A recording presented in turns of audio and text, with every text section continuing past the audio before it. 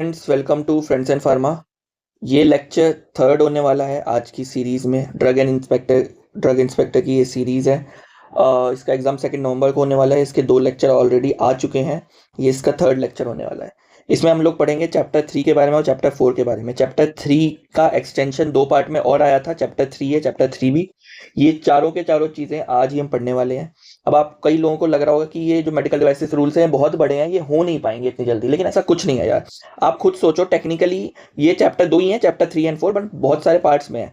तो मैं मान के चल रहा हूँ कि ये 4 चैप्टर्स है। तो अगर 4 चैप्टर्स को आप 1 स्लाइड, 2, 3 और 4, बस अगर आप 4 स्लाइड में 4 चैप्टर खत्म कर सकते हो तो इशू क्या है?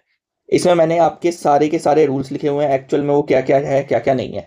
अब obviously it is not making sense कि what does it mean by CLA, high risk, low risk, import, sale वगैरह वगैरह। अभी आपको एक ये सेंस नहीं बना रहा क्योंकि मैंने बहुत शॉर्ट में लिखा हुआ है ये सब कुछ। आपको ये सेंस बनाएगा जब आप ये वीडियो कंप्लीट देख लोगे। तो आपको ये वीडियो कंप्लीट देख के आपको नोट्स हाथों से बनाने नहीं है। ऑब्वियसली अगर आप कुछ लोग उन लोगों में से जिनको सिर्फ लिखकर ही याद होता है, कई लोग ऐसे होते हैं जो बिना लिखे याद नहीं होता, तो कोई इशू नहीं है। लेकिन आपको रिवीजन करने के लिए ये 4 स्लाइड्स पढ़ के जानी है, बस ये 4 स्लाइड्स पढ़ लेंगे, आपका रिवीजन हो जाएगा। तो चलिए स्टार्ट करते हैं एक्चुअल में ये 4 चैप्टर्स क्या है।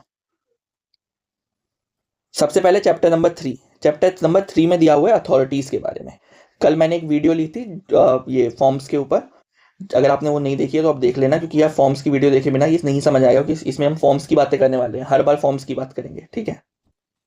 तो चैप्टर नंबर 3 में अथॉरिटीज के बारे में दिया हुआ है कि मेडिकल डिवाइसेस रूल्स को इंप्लीमेंट करने के लिए कौन कौन सी अथॉरिटीज है हमारे पास।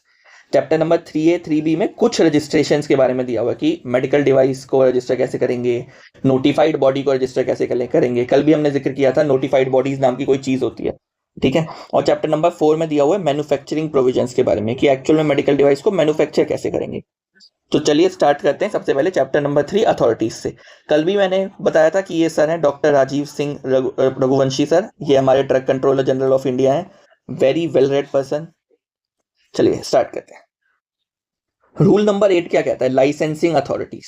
हमने 2 लाइसेंसिंग अथॉरिटी पढ़ी थी, एक सीएलए और एक एसएलए। सीएलए मतलब सेंट्रल लाइसेंसिंग अथॉरिटी, एसएलए मतलब स्टेट लाइसेंसिंग अथॉरिटी, यानी कि स्टेट ड्रग कंट्रोलर ऑफिस जो भी होगा। अब मैंने फर्स्ट लेक्चर में बताया था कि सीएलए का मतलब सीडीएससीओ नहीं है। सीएलए का मतलब है drug controller general of India. तो यहां पे अगर आप ध्यान से देखो, अगर आपको मेडिकल डिवाइस इंपोर्ट करने हैं तो किसी भी क्लास का मेडिकल डिवाइस इंपोर्ट करना हो, सबका सीएलए ही करेगा, उसका लाइसेंस सीएलए ही देगा। Got it? अगर आपको सेल एंड डिस्ट्रीब्यूशन करना है तो सबका सेल और डिस्ट्रीब्यूशन एसएलए ही करेगा। यानी कि सेल जो बेचना है, खरीद बेच है, ट्रेडिंग है, ये कौन संभालेगा? एसएलए। इंपोर्ट कौन संभालेगा? सीएलए। क्योंकि इंपोर्ट इंडिया में हो रहा है तो इंडियन मतलब पूरे इंडिया के लेवल पे जो अथॉरिटी होगी सीएलए। सेल डिस्ट्रीब्यूशन हर एक स्टेट में हो रहा है जा जाके, तो स्टेट वाली अथॉरिटी संभालेगी। बात आती है मैन्युफैक्चरिंग। ट्विस्ट इसमें है, आधी मैन्युफैक्चरिंग जो कि कम रिस्क वाली है वो स्टेट संभालेगा, जो ज्यादा रिस्क की मैन्युफैक्चरिंग है वो पूरे इंडिया लेवल पे सीएलए संभालेगी, sorry SLA, state licensing authority नहीं संभालेगी, सीएलए संभालेगी। ठीक है, याद क्या रखना है? Import CLA, sale SLA. Got it? Manufacturing आधा आधा, ठीक है, खुशी हो या गम बांट लेंगे हम, आधा आधा वाली बात, ठीक है। तो आधी मैन्युफैक्चरिंग स्टेट संभालेगा, आधी मैन्युफैक्चरिंग सेंटर संभालेगा। आई थिंक रूल 8 आपको क्लियर हो गया होगा। रूल 9 में क्या है? Delegation of power. अब ये जो हमारे सर हैं डीसीजीआई सर, अब इनके पास काम बहुत सारा है भाई, पूरे इंडिया का लेवल पे बहुत कुछ संभालना है, मेडिसिन, मेडिकल डिवाइस, क्या क्या करूं क्या ना करूं, सारे काम इनको ही करने होते हैं। तो ही इज लाइक यार कि मैं कितना काम करूं। तो सपोज इनके अंडर कोई ऑफिसर है, इस ऑफिसर का नाम है मिस्टर बनी, ठीक है, एक रैंडम नेम। तो अब ये क्या करेंगे, ये मिस्टर बनी से बोलेंगे कि भाई मैं कितने काम करूं, क्या क्या संभालूं। तो मिस्टर बनी भी लाइक कि यार आप अकेले क्यों संभाल रहे हो, सारी टेंशन मुझे दिल दे दो यार, आप इतने बड़े आदमी हो, मैं संभाल लूंगा। तो क्या करेंगे, ये जो हमारे सीएलए सर हैं मतलब डीसीजीआई सर हैं, ये कुछ पावर्स अपने अंडर जो भी ऑफिसर होगा उसको डेलीगेट कर देंगे, उसको दे देंगे। अब क्या होगा, अब इस ऑफिसर के अंडर जो है, इस ऑफिसर के पास जो है इनकी पावर्स आ जाएंगी, ठीक है। तो अब इस ऑफिसर के पास पावर आ चुकी है। अब ये ऑफिसर क्या करेगा, इसके पास अथॉरिटी होगी कि ये जो है अपनी पावर एक्सरसाइज कर सके। यानी कि अब ये ऑफिसर नहीं रहा है, अब ये बन गया है सीएलए, सेंट्रल लाइसेंसिंग अथॉरिटी वाली पावर आ चुकी है इसके पास। अब जो भी हमारे ड्रग कंट्रोलर जनरल साहब बोलेंगे ठीक है, जो भी पावर दी होगी इन्होंने वो वाली पावर वाले सारे काम ये ऑफिसर करेगा, मिस्टर बनी करेगा। इसको बोलते हैं डेलीगेशन ऑफ पावर, कि आपने अपनी पावर किसी अपने अंडर जो ऑफिसर है उसको दे दी, और ये जो ऑफिसर जब काम करेगा ना तो अपने ही स्टैंप में काम करेगा।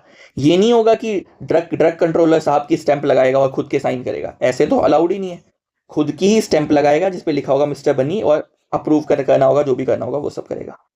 क्या हुआ, CLA सर ने पावर दी अपने अंडर किसी ऑफिसर को, और उसने अपनी स्टैंप में ही काम किया। SLA भी ऐसा ही कर सकता है, वो अपने अंडर किसी भी ऑफिसर को पावर दे सकता है, और वो अपनी ही स्टैंप में, वो ऑफिसर अपनी ही स्टैंप लगाएगा, अपनी ही उसमें पावर करेगा। तो इसको थोड़ा फॉर्मल लैंग्वेज में पढ़ लेते हैं कि CLA may with prior approval of central government delegate the power to any officer more than equal to rank of drug controller, assistant drug controller. तो यानी कि जिस भी ऑफिसर को CLA सर पावर देंगे, ठीक है, ड्रग कंट्रोलर जनरल साहब पावर देंगे, वो मिनिमम असिस्टेंट ड्रग कंट्रोलर की रैंक का होना चाहिए, ADC होना चाहिए कम से कम। यानी कि DI को पावर नहीं दे रहे हैं, DI के जस्ट एक बाद ऑफिसर होता है असिस्टेंट ड्रग कंट्रोलर, उसको पावर दे रहे हैं। ठीक है, ऑफिसर क्या करेगा, अपने नाम में काम करेगा। सेम SLA क्या करेगा, अपने अंडर को किसी भी ऑफिसर को पावर दे सकता है, एनी ऑफिसर। ऑफिसर क्या करेगा, अपने नाम और सील में काम करेगा। ये हमने देख लिया ऊपर ही। चलो आ जाओ, अब बात आती है कंट्रोलिंग ऑफिसर कौन होता है। एक ऑफिसर बनाया जाएगा कंट्रोलिंग ऑफिसर, इस रूल में लिखा हुआ है। अब कंट्रोलिंग ऑफिसर क्या करेगा क्या नहीं करेगा वो हम देखेंगे। अभी फिलहाल जान लो कंट्रोलिंग ऑफिसर होगा कौन। तो आपने ये मूवी देखी होगी जिसमें ये कैरेक्टर है, ये बोलता है कि भाई मैंने देजा चू देखा, तो ये बोलता है कि भाई नहीं भाई देजा चू नहीं होता, देजा वू होता है। कह रहा भाई देजा मैंने देखा ना, तो देजा चू है। ठीक है, तो इस बंदे ने अपने हिसाब से नाम रखा। अब जो स्टेट ड्रग ऑफिस होते हैं, मान लो दिल्ली का कोई स्टेट ड्रग ऑफिस है, या यूपी का कोई स्टेट ड्रग ऑफिस है, या मुंबई का कोई स्टेट ड्रग ऑफिस है, उसमें जो असिस्टेंट ड्रग कंट्रोलर होगा उसका नाम असिस्टेंट ड्रग कंट्रोलर भी हो सकता है, असिस्टेंट ड्रग सुपरवाइजर भी हो सकता है, असिस्टेंट ड्रग सुपरिटेंडेंट भी हो सकता है, कुछ भी हो सकता है। ठीक है, वो तो स्टेट की श्रद्धा है ना कि उन्होंने क्या क्या नाम दिया। यही बात लिखी हुई है कंट्रोलिंग ऑफिसर के प्रोविजंस में, ध्यान से देखना। Any officer above the rank of assistant drug controller, ठीक है, by whatever name it is called in the state। कि जरूरी नहीं है ना कि स्टेट में असिस्टेंट ड्रग कंट्रोलर ही बोला जाए, ठीक है, लेकिन स्टेट गवर्नमेंट को मिनिमम असिस्टेंट ड्रग कंट्रोलर की रैंक के ऑफिसर को ही ये पावर देनी है। गॉट इट, ये बात समझ आई आपको कि सेंट्रल गवर्नमेंट में मिनिमम असिस्टेंट ड्रग इंस्पेक्टर को हम असिस्टेंट ड्रग कंट्रोलर को हम कंट्रोलिंग ऑफिसर बना सकते हैं। स्टेट में भी जो कंट्रोलिंग ऑफिसर बनेगा उसकी भी रैंक असिस्टेंट ड्रग कंट्रोलर के इक्वल या फिर ज्यादा होनी चाहिए, यही लिखा हुआ है बस। अब एक प्रोविजन आता है अक्रीडिएशन बॉडी, कि भाई अप्रूव कौन करेगा। मेडिकल डिवाइस बना लिए, सब कुछ कर लिया, उस पर ठप्पा कौन लगाएगा। तो सेंट्रल गवर्नमेंट क्या करेगी, ये पावर दे रखी है सेंट्रल गवर्नमेंट ने एक बॉडी को जिसका नाम है NABCB। तो आपको क्या नाम है, NABCB, ABC लाइन से फिर बी, गॉट इट। तो NABCB ये क्वालिटी काउंसिल ऑफ इंडिया के अंडर आती है। इसके जो भी चेयरमैन है उनका नाम है डॉक्टर रवि पी सिंह, ये चेयरमैन है, और मिस्टर N वेंकटेश्वरन ये यहाँ के CEO हैं। तो प्रोसीजर क्या होता है, सेंट्रल गवर्नमेंट एक अप्रूव करेगी नेशनल बॉडी को, नेशनल बॉडी अप्रूव करेगी नोटिफाइड बॉडीज को। नोटिफाइड बॉडीज का काम होगा मैन्युफैक्चरिंग के लिए लाइसेंस देना, मैन्युफैक्चरिंग के लिए अप्रूवल देना, मैन्युफैक्चरिंग के लिए ऑडिट करना, बेसिकली ऑडिट करना। लाइसेंस तो वैसे भी आपको पता ही है कि SLA देगा, लेकिन ऑडिट करेगा, ठीक है, अक्रीडिएट करेगा कि हाँ भाई इसके पास सब कुछ है। ठीक है, तो manufacturing of class A and B जो कि SLA के अंडर आती है, ठीक है, SLA के अंदर मैन्युफैक्चरिंग आती है, लेकिन क्लास A एंड B को अप्रूव करने के लिए जो बॉडी होगी वो कौन होगी, नोटिफाइड बॉडीज। नोटिफाइड बॉडीज को अप्रूव कौन करेगा, नेशनल NABCB, नेशनल अक्रीडिएशन बोर्ड, ठीक है। और NABCB को अप्रूव कौन करेगा, central government, got it. Central government approve करेगी एक सेंट्रल बॉडी को, सेंट्रल बॉडी अप्रूव करेगी नोटिफाइड बॉडीज को, नोटिफाइड बॉडी सारे काम करेगी, गॉट इट। ये भी वही डेलीगेशन ऑफ पावर वाली बात है। यहां आप देख लेते हैं तमीज से क्या लिखा हुआ है। सेंट्रल गवर्नमेंट नोटिफाई करेगी NAB मतलब नेशनल अक्रेडिटेशन बॉडी, जो कि फॉर द टाइम बिंग है national accreditation board for certifying bodies, ठीक है। ये क्या होगा, ये कॉम्पिटेंट पर्सन रखेगा, जो भी रखेगा। NAB यानी कि ये अभी के केस में क्या है, NAB का मतलब है national accreditation body. National accreditation body कुछ भी हो सकती है, सपोज कल को गवर्नमेंट ने बोल दिया कि pharmacy council of India will be national accreditation body, then it can be national accreditation body, क्योंकि सेंट्रल गवर्नमेंट डिसाइड कर रही है। Got it? अभी के केस में उसका क्या नाम रखा हुआ है? NABCB, national accreditation board for certifying bodies. Full form याद रखनी है। फुल फॉर्म क्या है? National accreditation board for certification bodies. Got it? ठीक है। तो NAB क्या करेगा? कॉम्पिटेंट पर्सन होंगे। ये नेशनल अक्रेडिटेशन बॉडी जो होगी वो नोटिफाइड बॉडीज को अप्रूव करेगी, हमने देख लिया ऊपर। रिजेक्ट भी कर सकती है, ये भी हमने देख लिया। NAB can not work as notified bodies, यानी कि ये जो खुद NABCB है ये it can not function as notified bodies. मतलब ये खुद को ही अप्रूव नहीं कर सकती कि भाई मैं काम कर लूंगा चलो नोटिफाइड बॉडी जैसा, ऐसा कुछ नहीं होगा। ठीक है, ऐसा अलाउड नहीं है। आ जाओ, नेशनल अक्रेडिटेशन बॉडी के फंक्शन क्या है? सबसे पहला फंक्शन बता दिया कि नोटिफाइड बॉडीज को अप्रूव करेगा।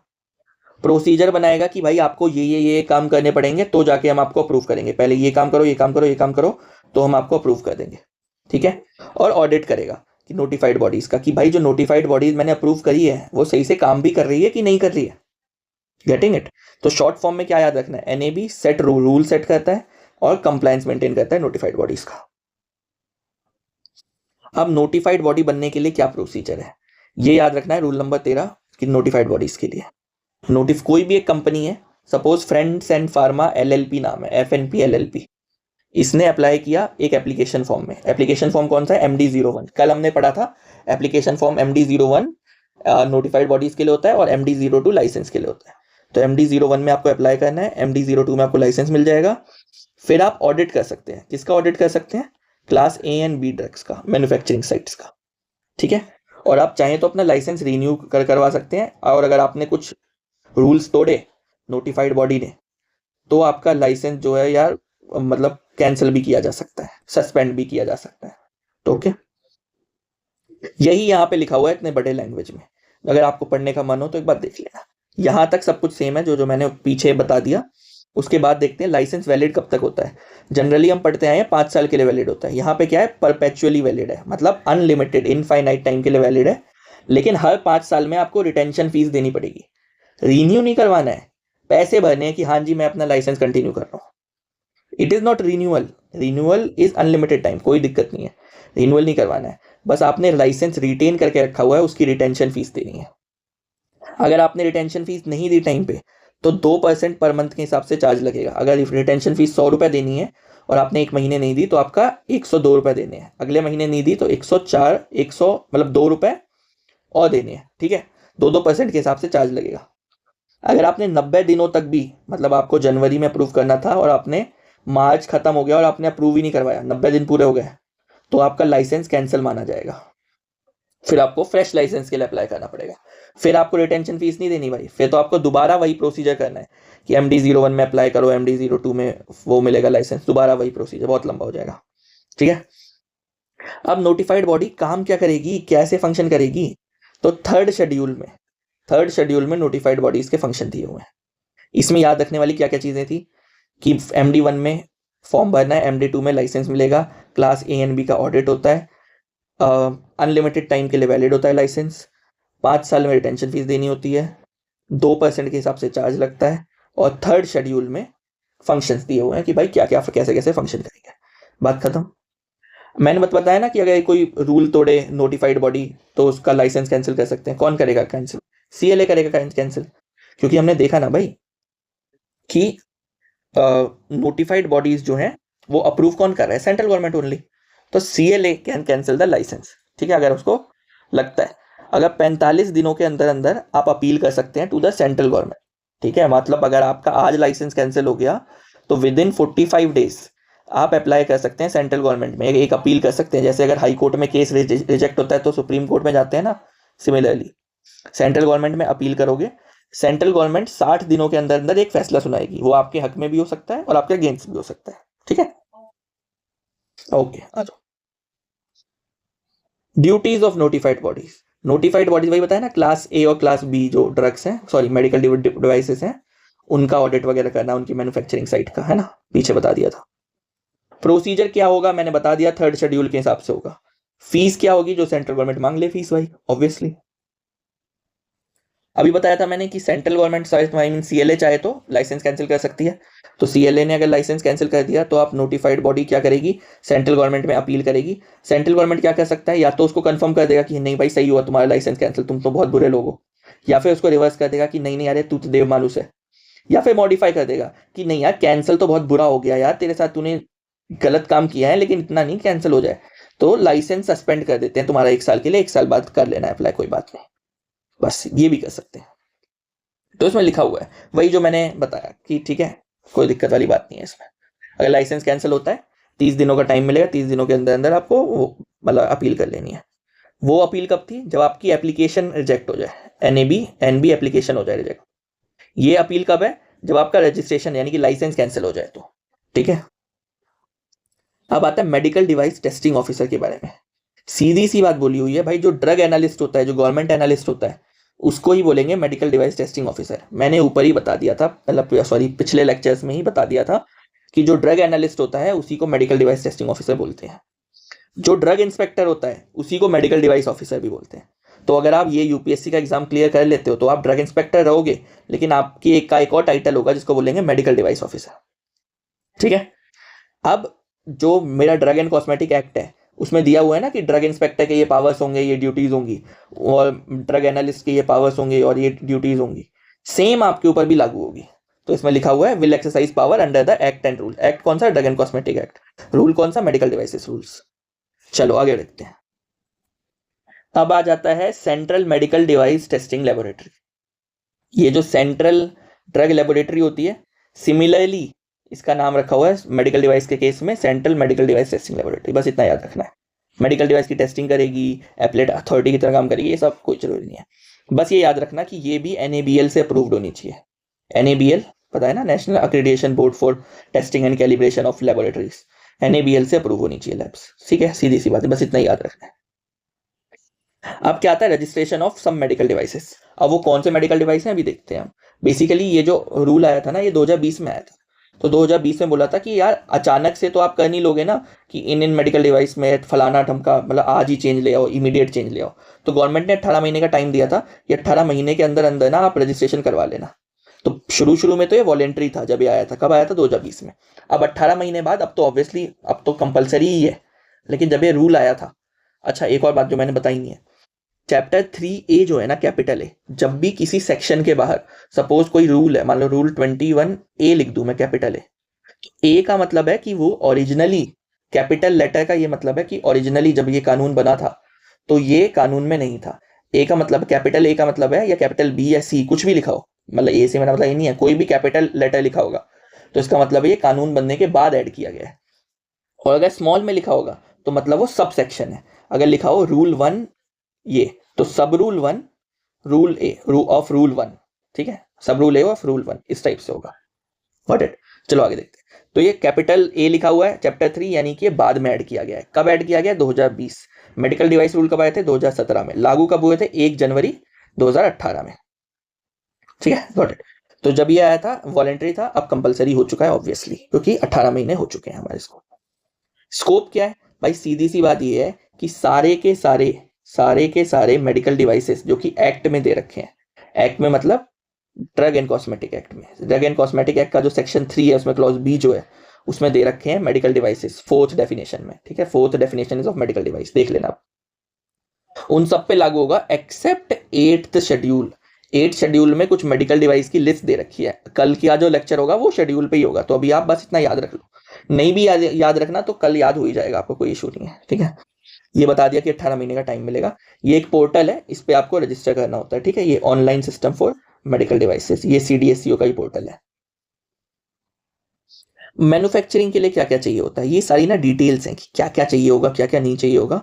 आपको क्या याद रखना है, कंपनी की डिटेल चाहिए। ठीक है सर, कंपनी की डिटेल तो चाहिए होगी, रजिस्टर करवा रहे हो। डिवाइस कौन सा बेचोगे, हाँ भाई ऑब्वियसली कौन सा डिवाइस बेचोगे उसकी भी चाहिए। क्या स्टेराइल है वो सब बात, ये सब नहीं पढ़ना। क्या चाहिए, company detail, device detail, ISO certification. आपने देखा होगा ISO सर्टिफाइड, ISO कंपनी। ठीक है, तो ISO कौन सा ISO 13485। हाँ सर, क्या याद रखना पड़ेगा 13485? हाँ जी बिल्कुल याद रखना पड़ेगा, कम से कम 50 बार आएगा इस रूल के अंदर। तो याद नहीं भी रखोगे तो याद हो ही जाएगा पढ़ते पढ़ते। तो इससे बढ़िया पहले ही बार में याद रख लो, ठीक है। ISO सर्टिफाइड होना चाहिए, ठीक है। अगर ISO सर्टिफाइड नहीं भी है तो आप एक अंडरटेकिंग लिख के दे देना कि मैं करवा लूंगा सर, इतना टाइम दे दो बस, इतना टाइम दे दो बस, करवा लूंगा। और अगर आपने उस टाइम पे नहीं करवाया तो आपका रजिस्ट्रेशन ऑटोमेटिकली कैंसिल हो जाएगा। सीधी सी बात, खत्म। क्या चाहिए?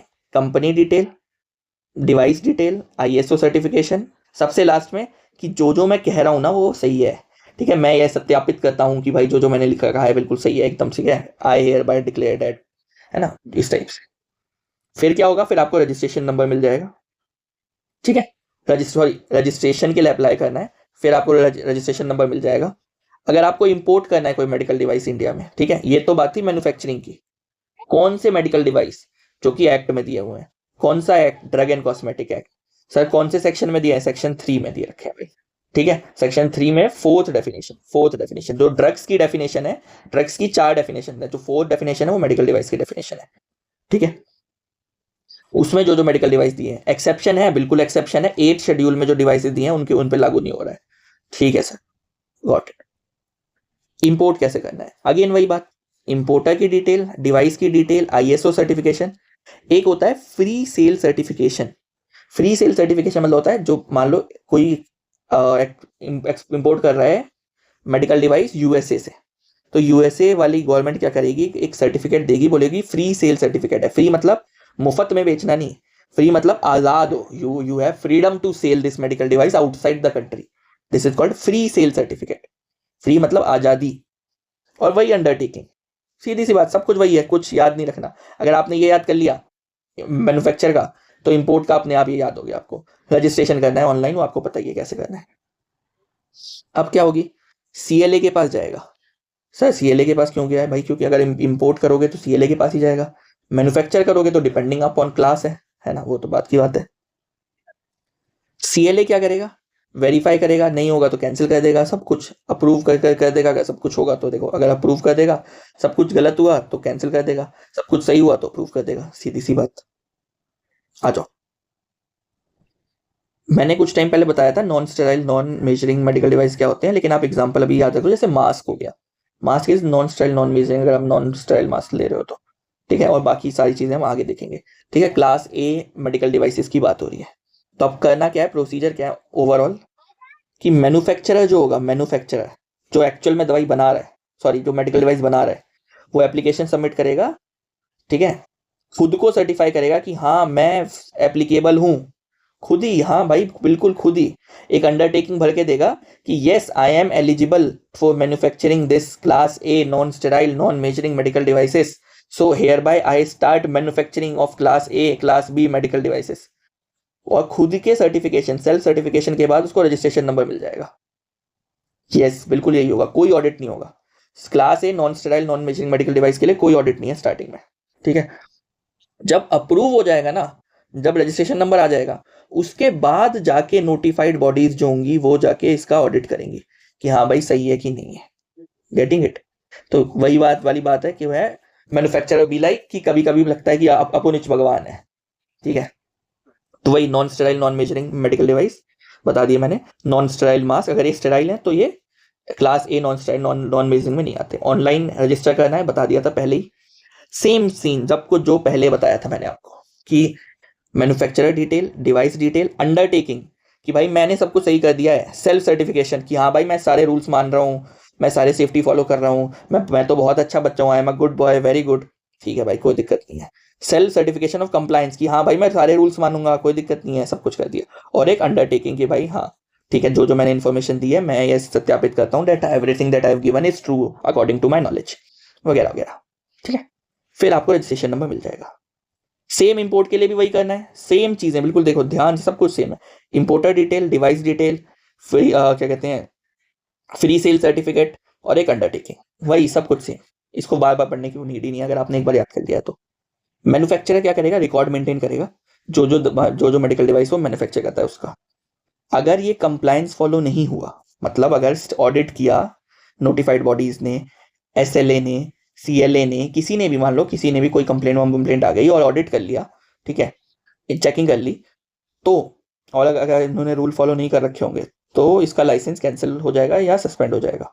45 डेज के अंदर अंदर ये स्टेट गवर्नमेंट या फिर सेंट्रल गवर्नमेंट जो भी लाइसेंस कैंसिल करता है उसको कंप्लेंट कर सकते हैं, और गवर्नमेंट जो है वही कंफर्म कर सकती है, रिवर्स कर सकती है, मॉडिफाई कर सकती है, हमने पहले भी देखा हुआ है। ठीक है, तो ओवरऑल अगर आप ध्यान से देखो ना, सारे प्रोसीजर सिमिलर है। आपको याद, अब इस केस में क्या है, यहाँ पे देखो, अब याद करना बहुत आसान हो गया आपके लिए।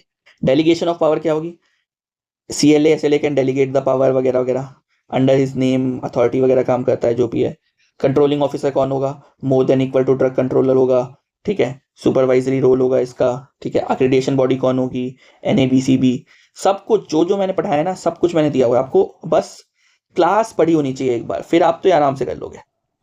देखो ड्यूटीज कहाँ पे लिखी हुई हैं, 3rd शेड्यूल में लिखी हुई हैं। Notified by bodies, qualified person, fees charge करता है, कैंसिल करता है, सब कुछ, ये सारी चीजें सब कुछ की पहले manufacturer detail, importer detail, verification, again manufacturer detail, importer detail, maintenance of record and cancellation, सब पढ़ा दिया है सब कुछ, आपको कोई इशू लेने की जरूरत ही नहीं है। ठीक है, अब ये जो 4th वाला है अभी हम देखने वाले हैं आगे चल के कि क्या है 4th वाले में। ठीक है, 4th वाले में manufacturing of medical devices for sale and distribution.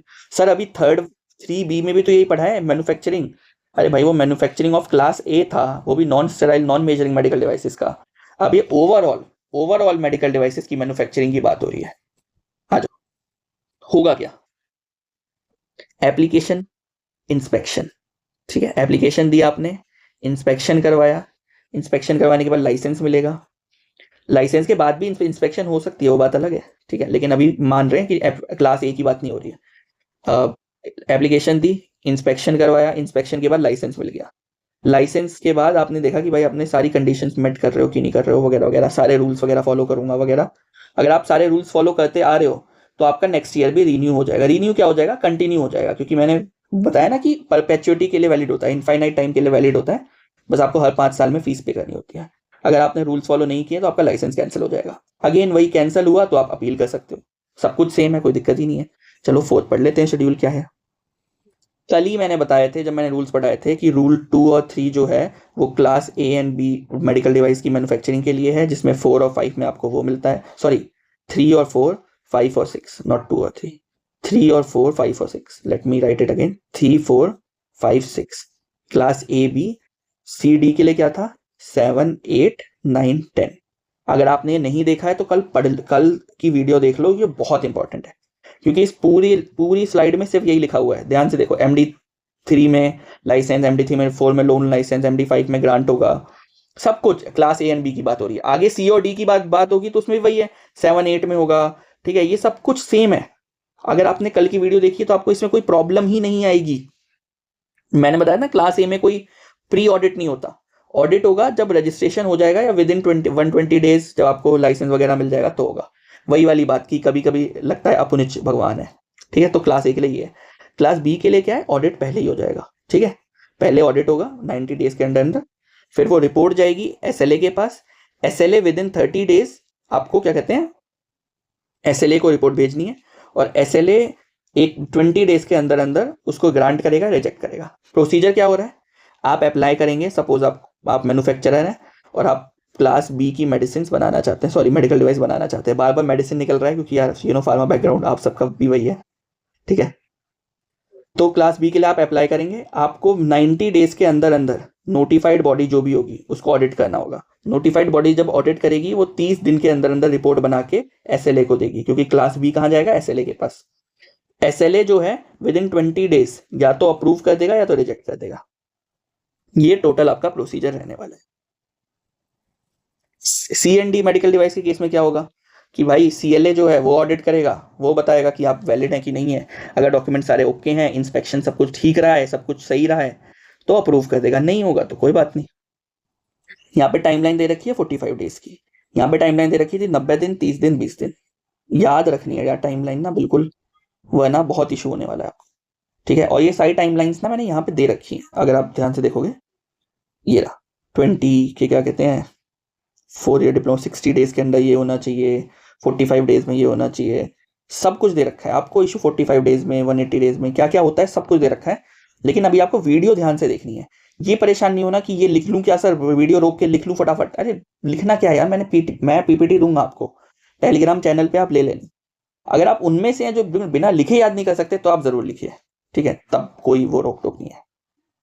चलो आते हैं requirement for license and loan licence.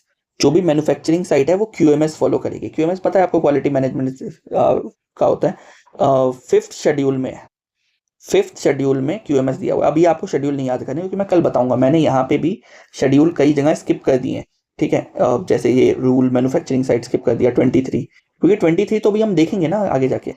तो जो मैं स्किप कर रहा हूँ ये नहीं है कि मुझे पता नहीं है कि ये चीजें हैं यहाँ पे लिखी हुई, मैं नहीं लिखी है, ठीक है। मैं स्किप कर रहा हूँ कि मुझे पता है कि आगे आने वाली है। अभी सिर्फ आपको उतना समझना है जितना मैं आपको समझा रहा हूँ। अगर आपको उतना समझ आ रहा है तो आप बहुत अच्छे ट्रैक पर हैं, ठीक है। चलो आ जाओ। रिक्वायरमेंट क्या होगी? टेक्निकल पर्सन चाहिए, या तो फार्मा इंजीनियरिंग साइंस ग्रेजुएट 2 साल का एक्सपीरियंस। अगर वो डिप्लोमा होल्डर है तो 4 साल का एक्सपीरियंस, ठीक है, टेस्टिंग के लिए। सेपरेट स्टाफ चाहिए टेस्टिंग के लिए, एटलीस्ट 2 ईयर्स एक्सपीरियंस होना चाहिए उसको। मैन्युफैक्चरिंग के लिए ये, टेस्टिंग के लिए ये, ठीक है। क्लास C और D मेडिकल डिवाइस का क्या सीन होगा? इसका इंस्पेक्शन कौन करेगा? CLA, ऑब्वियसली, क्योंकि CLA ही अप्रूव करता है इसको। तो CLA क्या करेगा? एक टीम भेजेगा विदिन 60 डेज, मतलब आपके एप्लीकेशन के 60 दिनों के अंदर अंदर एक टीम भेजेगा CLA, जिसमें कम से कम 2 मेडिकल डिवाइस ऑफिसर यानी कि ड्रग इंस्पेक्टर होंगे, साथ में कोई एक्सपर्ट होगा या नोटिफाइड बॉडीज को भी साथ में लेके आ जाएगा कि चल भाई तू भी चल, देखते हैं, ठीक है। अगर आप किसी का लोन लाइसेंस वाली साइट यूज कर रहे हैं, मतलब आप मैन्युफैक्चरर हैं लेकिन आपसे वो अपना लेबल लगा रहे हैं, मैन्युफैक्चरिंग किसी और से करवा रहे हैं, तो ऑब्वियसली आपकी साइट मैन्युफैक्चर नहीं की जाएगी। लेकिन ये जो लोन लाइसेंस वाली साइट है ये अप्रूव होनी चाहिए पहले से ही, मतलब जिसकी साइट से भी आप मैन्युफैक्चरिंग करवा रहे हैं, सेम जैसे मेडिसिन के केस में होता है। इंस्पेक्शन रिपोर्ट जो है CLA के पास पहुंच जाएगी, जो टीम आएगी ये CLA को देगी इंस्पेक्शन रिपोर्ट ऑनलाइन पोर्टल के थ्रू। CLA जो है उसको अप्रूव करेगा या रिजेक्ट करेगा विदिन 45 डेज। अगर रिजेक्ट हो जाती है आपकी एप्लीकेशन, ठीक है, तो आप CLA को वो कर सकते हैं, अपील कर सकते हो। अब जो CLA ने जो रिजेक्ट करा है वो क्यों किया रिजेक्ट? क्योंकि टीम ने बोला कि भाई रिजेक्ट कर दो। समझ रहे हैं आप इस बात को? टीम ने बोला कि भाई नहीं नहीं ये सही नहीं है, गलत है, तो CLA ने रिजेक्ट कर दिया। अब आपको लग रहा है कि नहीं यार ये जो टीम थी ना ये गलत थी, इसने मतलब सही से ऑडिट नहीं किया, मुझे ना अपील करनी है, तो आप CLA को ही अपील कर सकते हो दोबारा कि सर प्लीज डू समथिंग, मैंने कुछ गलत नहीं किया। तो CLA क्या करेगा? दोबारा आपके डॉक्यूमेंट देखेगा, जो भी उसको प्रोसीजर्स करने हैं 60 दिनों के अंदर अंदर वो आपकी एप्लीकेशन डिस्पोज कर देगा।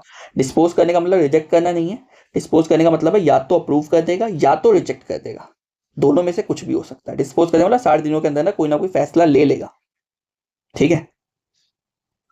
कंडीशंस फॉर लाइसेंस, यार अगेन वही बात, ये ना सारी बेसिक चीजें हैं, ये सब आपको याद रखनी है कि एक सैंपल जो है 180 दिन तक रखना है, अथॉरिटी को इम्प्रूव करना, सॉरी इन्फॉर्म करना है 30 दिनों के अंदर अंदर, वगैरह वगैरह।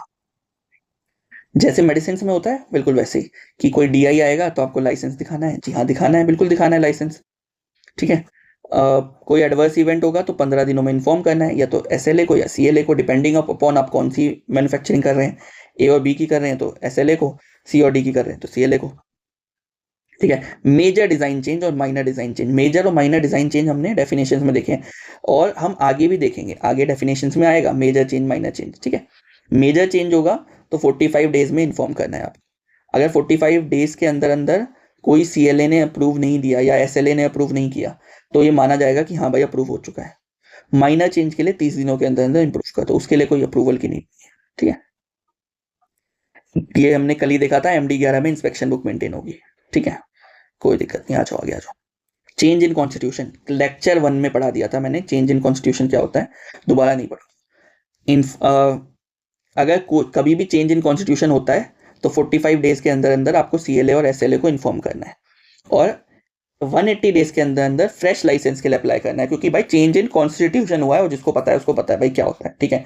तो आपको फ्रेश लाइसेंस ही लेना पड़ेगा। अगर आपका लाइसेंस रिजेक्ट हो जाता है तो जिस दिन रिजेक्ट हुआ उस दिन से लेके 60 दिन के भीतर भीतर, ठीक है, 60 दिनों के अंदर आप अप्लाई कर सकते हैं, अपील कर सकते हैं टू CLA और SLA। अब क्या सीन है, ये जो नोटिफाइड बॉडीज होती है ना ये सारी प्राइवेट ऑर्गेनाइजेशंस होती हैं, ठीक है, जनरली हमने देखा है कि प्राइवेट ही होती हैं, ठीक है। अभी तो शायद सारी ही प्राइवेट हैं, कुछ होगी तो मुझे आइडिया नहीं, लेकिन मेरे ख्याल से सारी 99.99% सारी ही प्राइवेट है। तो प्राइवेट तो आपको पता है कैसे काम करती है, तो जस्ट टू एंश्योर कि वो सही काम कर रही है, SLA भी उसका ऑडिट करेगा। सपोज कोई नोटिफाइड बॉडी है जिसने 100 ऑडिट करे 1 साल में, तो 100 का मिनिमम 2%, यानी कि मिनिमम 2 साइट SLA खुद जाके ऑडिट करेगा। ठीक है, तो ये बोला गया कि इसको बोलते हैं अनअनाउंस्ड इंस्पेक्शन। ठीक है, वैलिडिटी क्या है लाइसेंस की? परपेचुइटी, 5 साल में आपको रिटेंशन फीस देनी है, बता दिया था। 2% के हिसाब से आपको लेट फीस देनी होगी। उसमें क्या था, 90 डेज का टाइम था आपके पास, इसमें 180 डेज का टाइम है। अगर आपने 180 डेज तक भी रिन्यू नहीं करवाया, लाइसेंस खत्म होने के बाद, 5 साल होने के बाद रिन्यू नहीं, आई मीन रिटेंशन फीस नहीं थी, तो आपका लाइसेंस कैंसिल मान लिया जाएगा। चलो, अगर आपका लाइसेंस कैंसिल होता है तो 45 डेज के अंदर आप अप्लाई कर सकते हैं, सॉरी अपील कर सकते हैं CLA को या SLA को, डिपेंडिंग ऑन सब कुछ। अगर आप ध्यान से देखो ना, अब तक हमने जितना भी पढ़ा है सब में सेम बातें रिपीट हो रही हैं, सब में सेम बातें। बस आपको याद क्या रखना है, नंबर ऑफ डेज कितने हैं, इसमें 180 डेज हैं, फीस 2% है, 5 साल के लिए होता है इनफाइनाइट, 2% ऑडिट, 60 डेज, 45 डेज। ठीक है, ये आपको याद रखने हैं। ये कैसे याद रखने हैं, उसके लिए मैंने टेबल बनाई रखी है। बस अभी आपको बस ध्यान से सुनना है कि हाँ भाई बता क्या रहा है ये, ताकि जब मैं टेबल पढ़ूं तो मुझे पता रहे कि अच्छा इसने ये बताया था, ये टेबल में यही लिखा होगा भाई। ठीक है, सस्पेंशन का बता दिया मैंने। ठीक है, अब क्या होता है, टेस्ट लाइसेंस की बात आती है। मैंने कल ही बताया था, फॉर्म 12 में फॉर्म भरते हैं, 13 में लाइसेंस मिलता है। आज बता रहा हूँ 3 साल के लिए वैलिड होता है। ठीक है, कंडीशंस क्या फॉलो करनी है भाई, सारी रूल्स फॉलो करने हैं, इंस्पेक्शन बुक मेंटेन करनी है, मैन्युफैक्चरिंग रिकॉर्ड वगैरह मेंटेन करने हैं, वो सब कोई दिक्कत वाली बात नहीं है।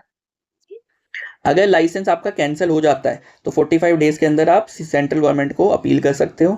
वो या तो रिजेक्ट कर देगी या अप्रूव कर देगी या वगैरह वगैरह, जो भी हमने पहले पढ़ लिया है। इतनी ही कहानी है बस। ठीक है, आई नो ये वीडियो थोड़ी लंबी हो गई, मैंने कोशिश करी थी कि जल्दी हो जाए खत्म, लेकिन नहीं हो पाई, कोई बात नहीं। तो अगर आप ये दोबारा देखो कि चैप्टर 4 में क्या क्या पढ़ा है हमने, तो हमने ये सब कुछ पढ़ा है यार। अभी मैंने पढ़ा QMS क्या होगा, क्वालिफाइड पर्सन कौन होगा, डिग्री है तो 2 साल का, डिप्लोमा है तो 4 साल का, ये सब कुछ यहाँ पे दे रखा है। तो आपको ना परेशान होने की जरूरत नहीं कि ये सब बता तो दिया, मैंने देख तो ली वीडियो, लेकिन अब मेरे दिमाग में कुछ नहीं बैठ रहा।